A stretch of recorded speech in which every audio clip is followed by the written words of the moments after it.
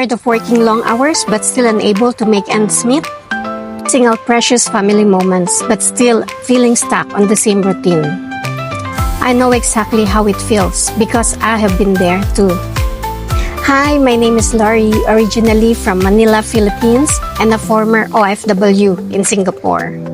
I know the sacrifices working abroad, time lost with the family, the endless exhaustion, and the dreams put on hold because of financial struggles. That's why I searched for a better way, and I find this digital business that will change my life. You can earn online while staying home with your family. No experience needed as training and mentorship are provided. Flexible, you can control your time. Now, I no longer need to leave my loved ones just to earn a living.